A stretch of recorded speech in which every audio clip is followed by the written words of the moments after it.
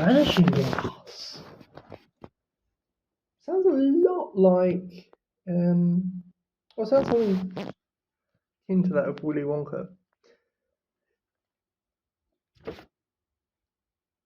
And I feel like from the last chapter there, a lot of people almost talking, but not quite. You might be foreshadowing something. I know for sure, but it depends on whether that was her initial intention or not. I suspect not, but anyways, Vanishing Glass, let's check it out. Nearly 10 years had passed since the Dursleys had woken up to find their nephew on the front step. But Privet Drive had hardly changed at all. The sun rose on the same tidy front gardens and lit up the brass number 4 on the Dursleys' front door.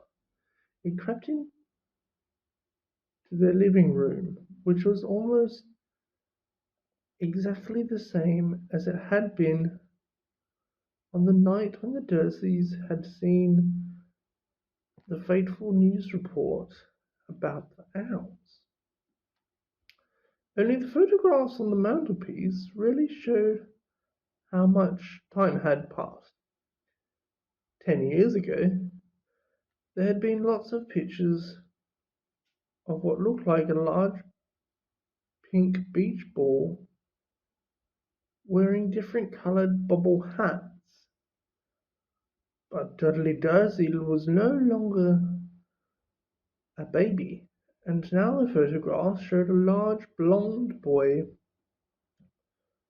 riding his first bicycle on a roundabout at the far, playing a computer game with his father, being hugged and kissed by his mother. The room held no sign at all that another boy lived in the house too. Yet Harry Potter was still there, asleep at the moment, but not for long. His Aunt Petunia was awake, and it was her shrill voice which made the first noise of the day. Up! Get up! Now! Harry woke with a start.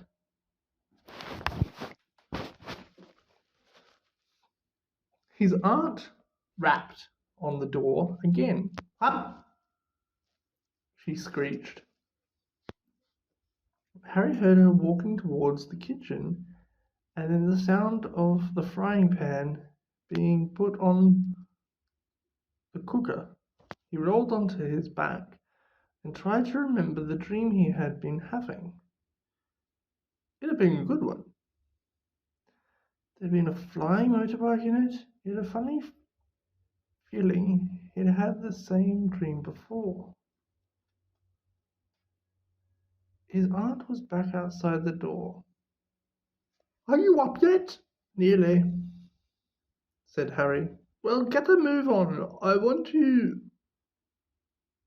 look after the bacon. And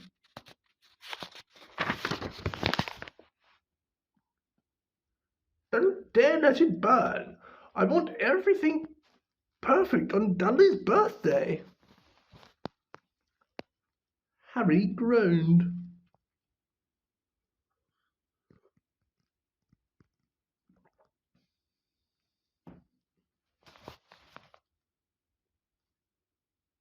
"What did you say?" "Nothing. Dudley's birthday? How could he have forgotten?" Harry got slowly out of bed and started looking for socks. He found a pair under his bed, and after pulling a spider off one of them, put them on. Harry was used to spiders because the cupboard under the stairs was full of them. and that was where he slept. When he was dressed, he went down the hall into the kitchen. The table was almost hidden beneath all Dudley's birthday presents. It looked as though Dudley had got the new computer he wanted, not to mention the second television and the racing bike. Exactly why Dudley wanted a racing bike was a mystery to Harry, as Dudley was very fat and hated exercise, unless of course it involved punching somebody. Dudley's favourite punching bag was Harry, but he couldn't often catch him. Harry didn't look it, but he was very fast. Perhaps that had something to do with living in a dark cupboard, but Harry had always been small and skinny for his age. He looked even smaller and skinnier than he really was, because all he had to wear were old clothes of Dudley's. And Dudley was about 4 times bigger than he was. Harry had a thin face, knobbly knees, black hair, and bright green eyes. He wore round glasses, held together with a lot of sellotape, because of all the times Dudley had punched him in the nose. The only thing Harry liked about his own appearance was a very thin scar on his forehead, which was shaped like a lightning bolt. He had had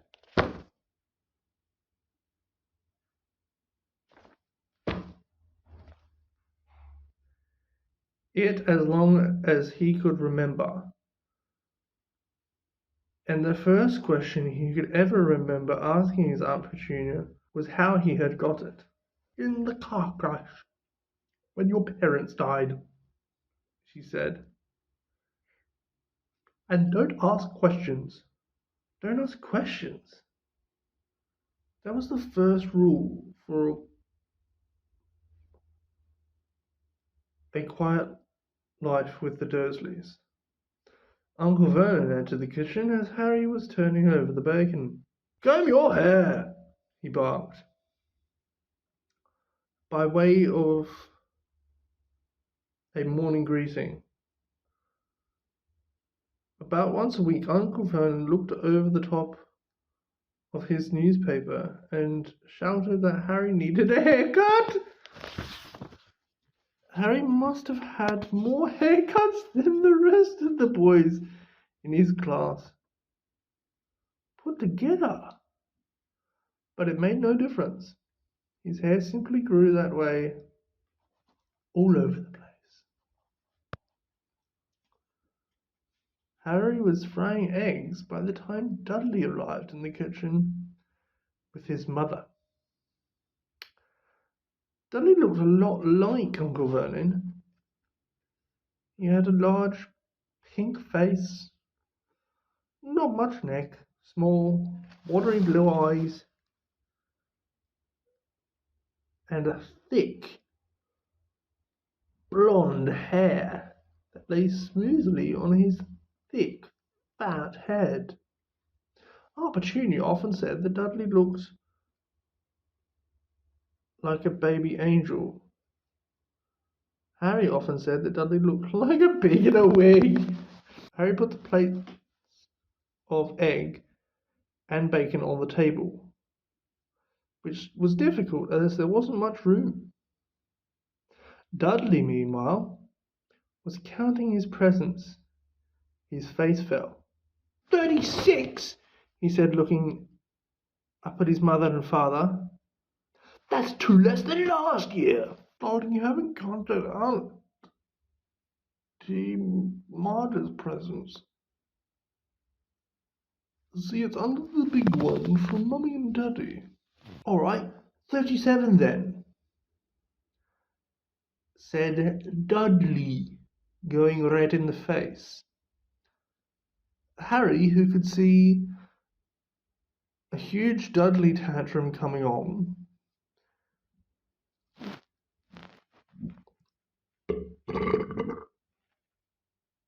Began wolfing down his bacon as fast as possible, in case Dudley turned the table over.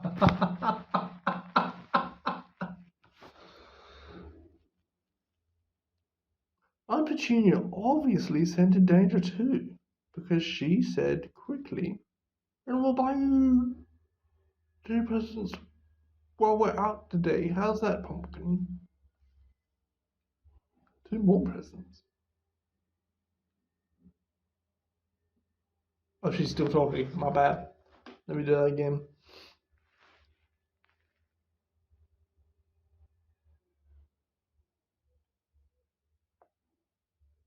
"And we'll buy you another 2 presents while we're out today. How's that, Pumpkin? 2 more presents, is that right?" Dudley thought for a moment.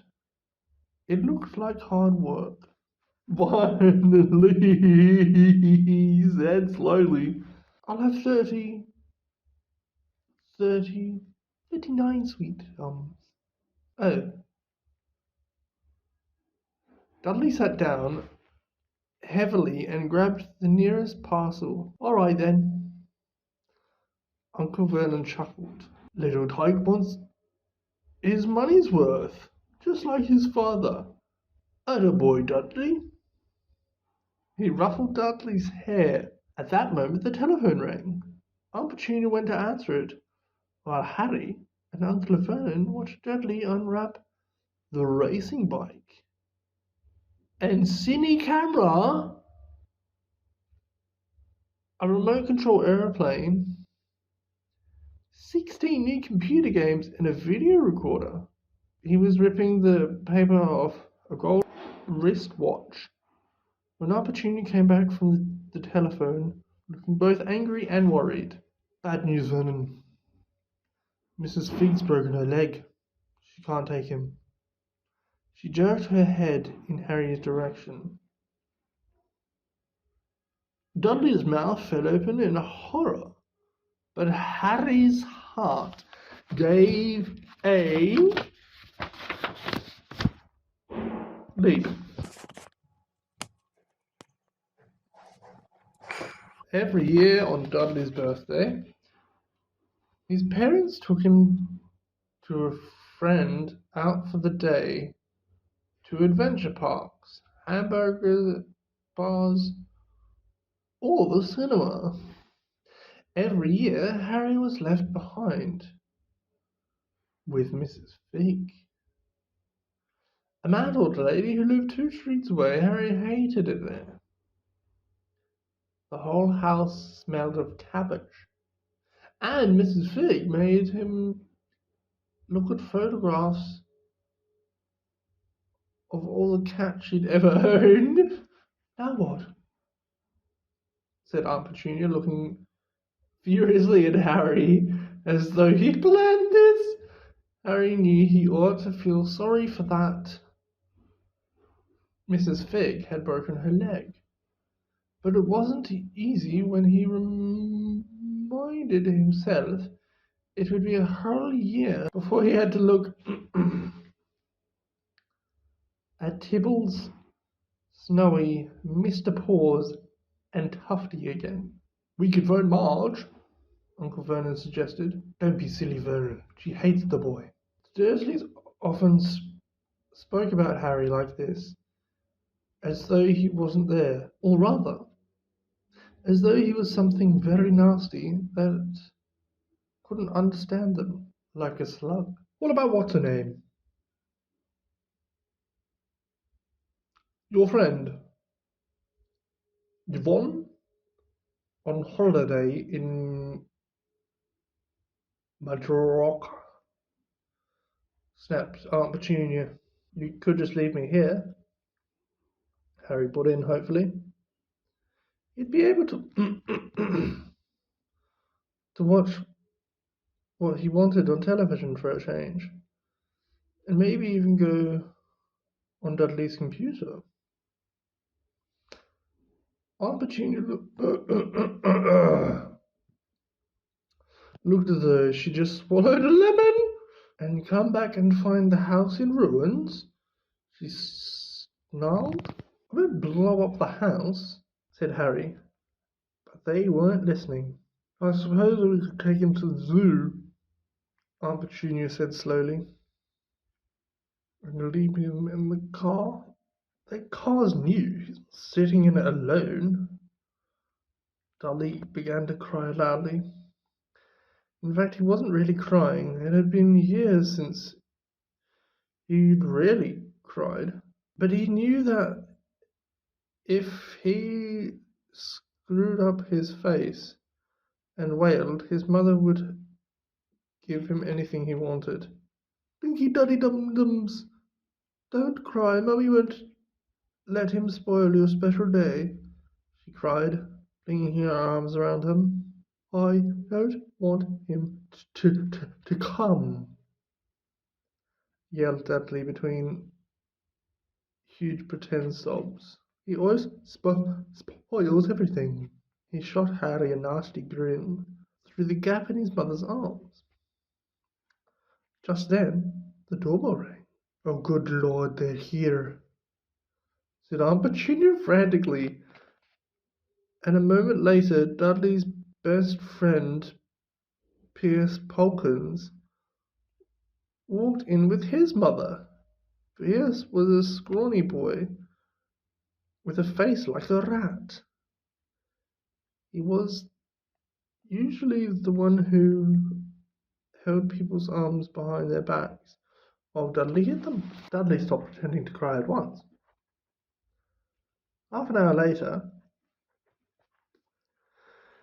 Harry, who couldn't believe his luck, was sitting in the back of the Dursleys' car with Pierce and Dudley on the way to the zoo for the first time in his life.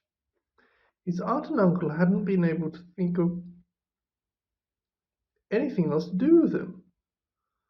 But before they left, Uncle Vernon had taken Harry aside.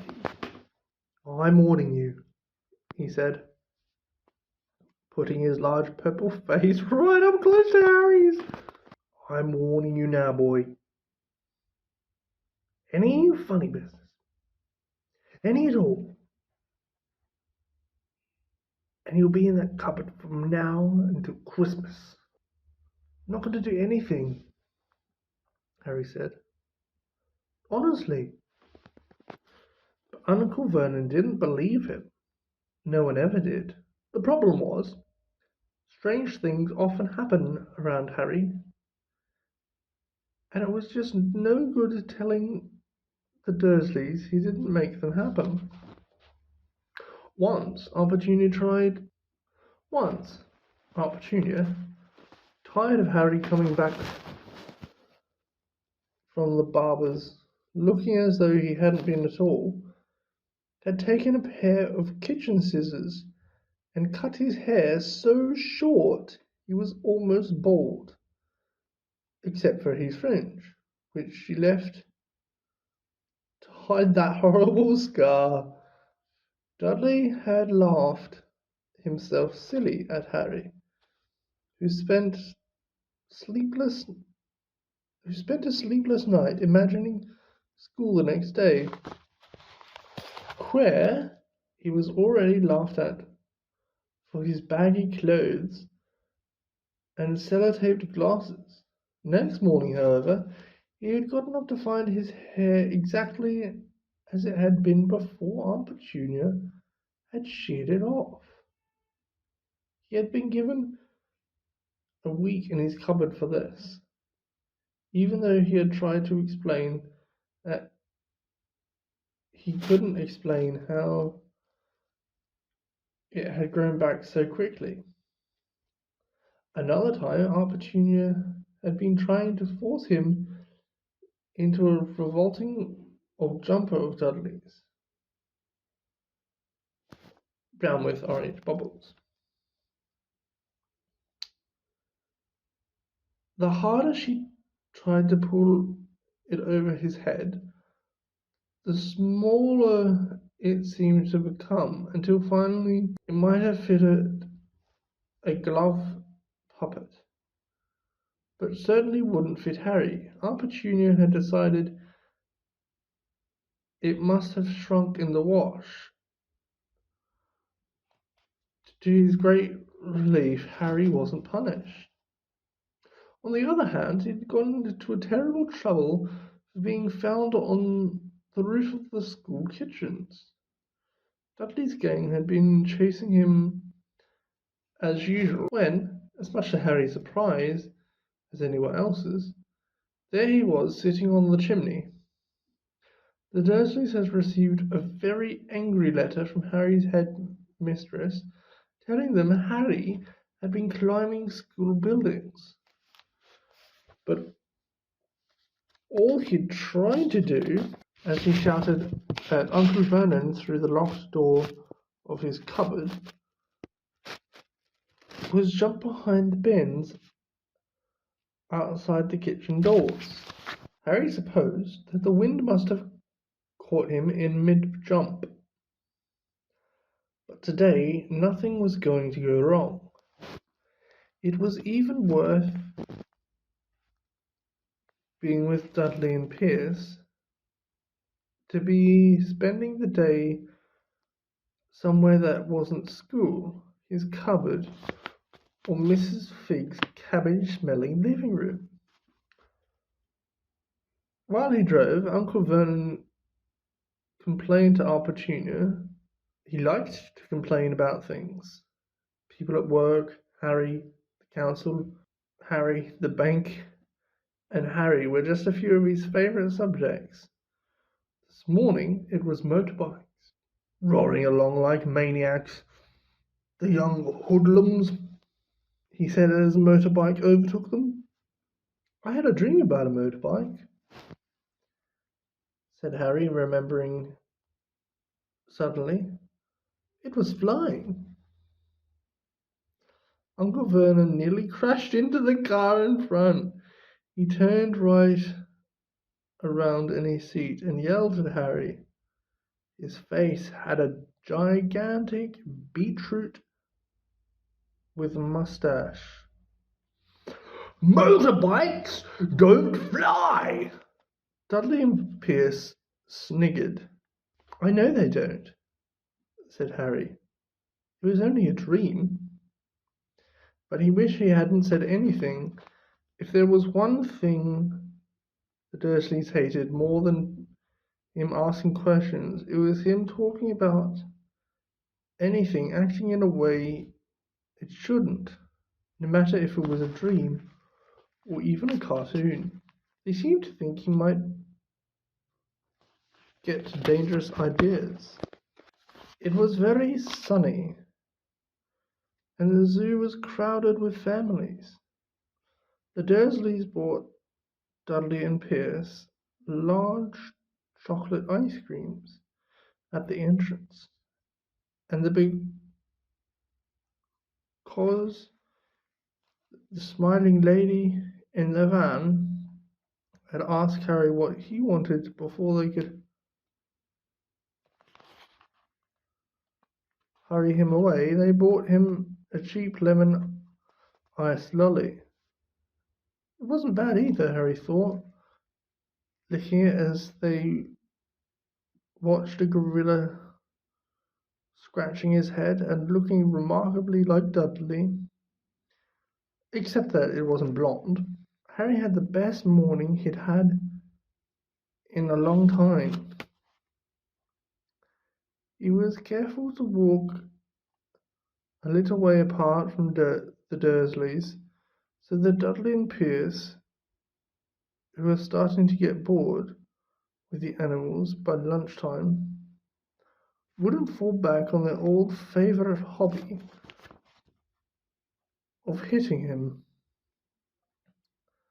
They ate in the zoo restaurant, and when Dudley had a tantrum because the Knickerbocker Glory wasn't big enough, Uncle Vernon bought him another one, and Harry was allowed to finish the first. Harry felt afterwards that he should have known it was all too good to last. After lunch, they went to the reptile house. It was cool and dark in here, with lit windows all along the walls. Behind the glass, all sorts of lizards and snakes were crawling and slithering over bits of wood and stone. Dudley and Pierce wanted to see huge poisonous cobras and thick man-crushing pythons. Dudley quickly found that the largest snake in the place could have wrapped its body twice around Uncle Vernon's car and crushed it into a dustbin. But at that moment, it didn't look in the mood. In fact, it was fast asleep. Dudley stood with his nose pressed against the glass, staring at the glistening brown coils. "Make it move!" He whined at his father. Uncle Vernon tapped on the glass, but the snake didn't budge. "Do it again," Dudley ordered. Vernon rapped the glass smartly with his knuckles, but the snake just snoozed on. "This is boring," Dudley moaned as he shuffled away. Harry moved in front of the tank and looked intently at the snake. He wouldn't have been surprised if it had died of boredom itself. No company except stupid people drumming their fingers on the glass, trying to disturb it all day long. It was worse than having a cupboard as a bedroom, where the only visitors was Aunt Petunia hammering on the door to wake you up. At least he got to visit the rest of the house. The snake suddenly opened its beady eyes. Slowly, very slowly, it raised its head until its eyes were on level with Harry's. It winked. Harry stared. Then he looked quickly around to see if anyone was watching. They weren't. He looked back at the snake and winked too. The snake jerked its head towards Uncle Vernon and Dudley, then raised its eyes to the ceiling. Gave Harry a look that said quite plainly, "I get that all the time." "I know," Harry murmured through the glass, though he wasn't sure the snake could hear him. It must be really annoying. The snake nodded vigorously. "Where do you come from, anyway?" Harry asked. The snake jabbed its tail at a little sign next to the glass. Harry peered at it. "Boa Constrictor Brazil." Was it nice there? The boa constrictor jabbed its tail at the sign again, and Harry read, "This specimen was bred in the zoo." "Oh, I see. So you've never been to Brazil?" As the snake shook its head, a deafening shout behind Harry made both of them jump. "Dudley, Mr. Dursley, come and look at this snake. You won't believe what it's doing." Dudley came waddling towards them as fast as he could. "Out of the way, you," he said, punching Harry in the ribs. Caught by surprise, Harry fell hard on the concrete floor. What came next happened so fast, no one saw it happen. One second, Pierce and Dudley were leaning right up close to the glass. The next, they had leapt back with howls of horror. Harry sat up and gasped. The glass front of the boa constrictor's tank had vanished. The great snake was uncoiling itself rapidly, slithering along the floor. People throughout the reptile house screamed, started running for the exits. As the snake slid swiftly past him, Harry could have sworn a low hissing voice said, "Here I come."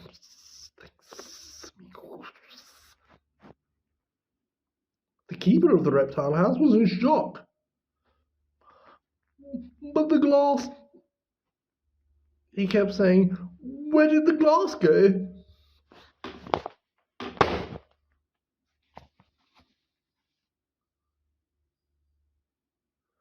The zoo director himself made Aunt Petunia a cup of strong hot tea while he apologized over and over again. Pierce and Dudley could only gibber. As far as Harry had seen, the snake hadn't done anything except snap playfully at their heels as it passed. But by the time they were all back in Uncle Vernon's car, Dudley was telling them how it had nearly bitten his leg off, while Pierce was swearing it had tried to squeeze him to death. But worst of all, for Harry at least, was Pierce claiming down enough to say, "Harry was talking to her, weren't you, Harry?" Uncle Vernon waited until Pierce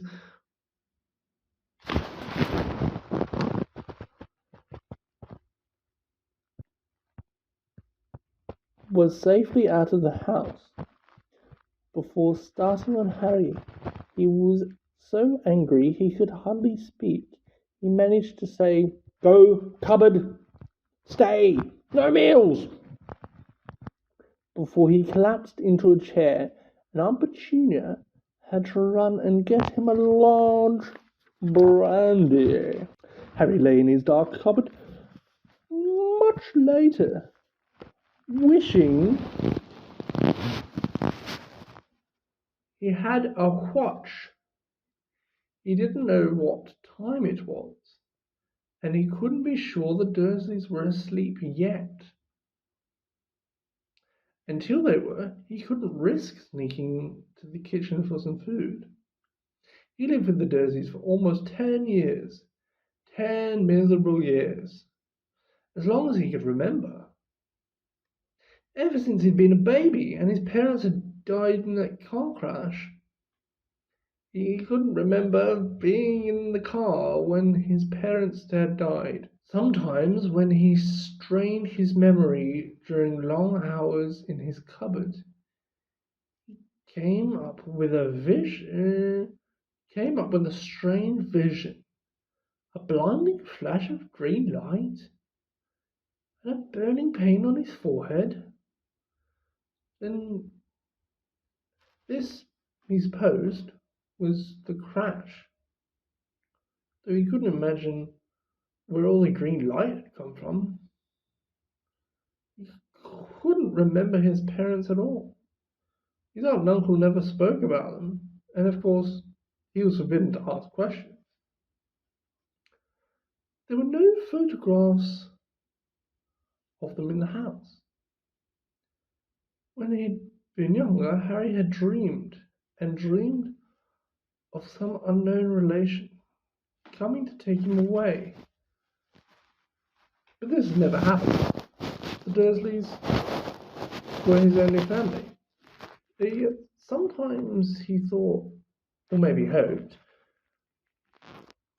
that strangers in the street seemed to know him. Very strange strangers they were, too. A tiny man in a violet top hat bowed to him once while out shopping with Aunt Petunia and Dudley.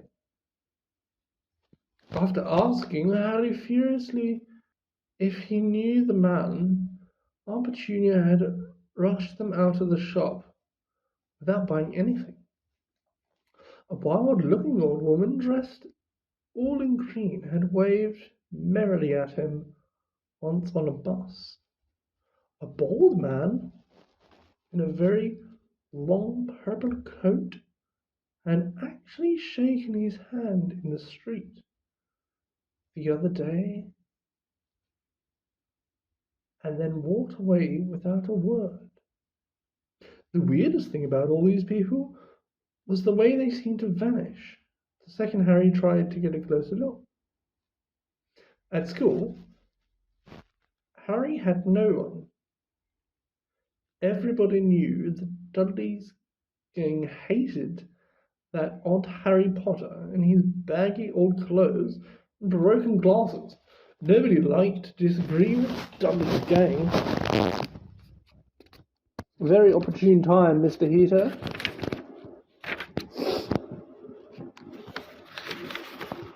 I have found upon it reading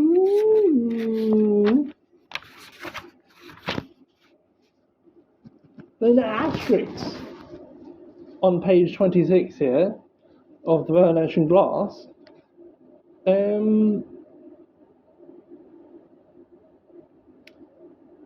It's the same page where presumably here speaks, but we don't know for sure, have to tie context. But also in the earlier in the chapter where we presume that Aunt Petunia has indeed is the one speaking. There's no asterisk.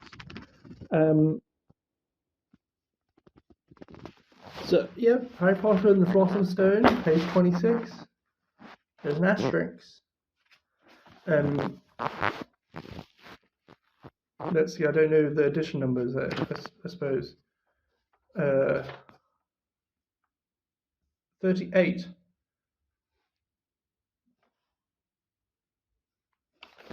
The 2001 edition, 38. Page 26 has an asterisk at the bottom. Don't believe me, just watch.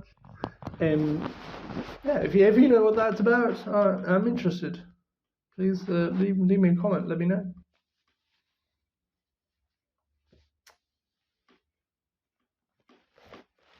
But it's interesting.